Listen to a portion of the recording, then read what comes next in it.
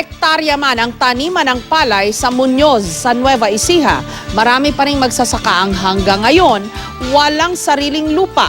Ang masaklap na pag-iiwanan pa sila habang nagiging moderno na ang paraan ng pagsasaka. Ang problemang yan ang gustong masolusyonan ng kauna-unahang Rice Agritourism Program. Si Chino Gaston on assignment.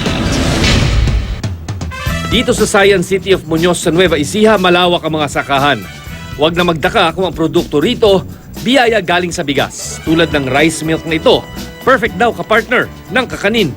Bagamat ekta-ektaryang lupain sa Muñoz ang nakalaan para sa taniman ng palay, malaking kabalintunaan na marami pa ring magsasaka ang walang sariling lupa.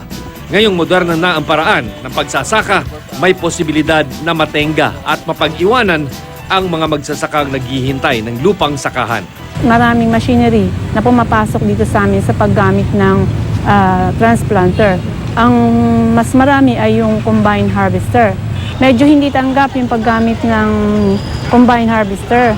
Kasi ang nagiging problema namin una sa lahat ay yung mga manggagapas. Kasi ang pakiramdam nila, nawawalan na sila, na-displace sila, nawalan sila ng trabaho. Pero sa paglipas ng mga panahon, nakita din nila yung kabutihan ng paggamit ng combine harvester.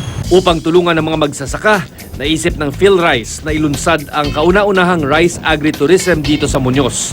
Nauubos, tumatanda na yung ating mga farmers. Wala daw kita sa farming. So naisip namin na anong future ng farming. So nag-scenario setting kami na pwede nating i-modernize siya. Ang 5 hektaryang ito, hindi lamang magiging pasyalan kundi paaralan ng mga magsasaka at mga kabataang tila na wala na raw ng interes sa pagsasaka. Yung mga kabataan ngayon umaalis sa farming. Ito, hopefully mag-a-appeal sa mga youth natin na yung farm ay machine ang gagamitin mo, techie ka, high-tech, may wifi sa farm. Ang tubig irigasyon na ito, ginamit para sa kayaking. Meron ding rice museum para sa kaalaman tungkol sa bigas. Layunin daw ng agritourism site na ito na turuan ng mga magsasaka ng makabagong pamamaraan ng pagsasaka. Mechanization, so meron kaming transplanter na modern siya, yung hindi ka na magtatanim manually. Harvester, meron na tayong mga combine harvester. So hybrids, ganun din. Tapos yung mga apps sa cellphone.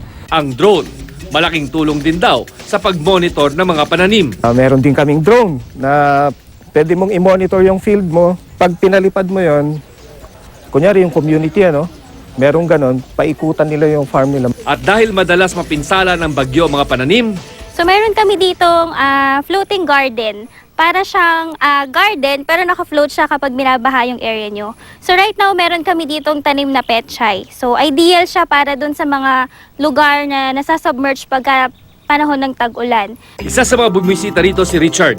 Galing pa raw siyang Alaminos na may malawak ding sakahan. Meron na rin pong mga makabagong technologies pero hindi po kasi kumbaga meron pa pong mga mas makabago pa at hindi pa napaparating doon sa lugar po namin. So napag-aaralan din po namin yung mga new technologies na yun dito sa training. Ayon sa pamunuan ng PhilRice, malaking tulong daw sana kung maipapatupad ang nakabimbing ngayong agritourism bill para matulungan ang mas maraming magsasaka. There'll be support for small farms to convert yung mga farms nila into agritourism. Para naman sa lokal na pamahalaan, ang makabagong pamamaraan ng pagsasaka ang bagong pag-asa. Sa pamamagitan nito, umaasa silang mapapanatiling buhay ang agrikultura sa bansa at hindi mapag-iiwanan ang mga nagbubungkal ng lupa. Ako si Chino Gaston at ito ang aking assignment.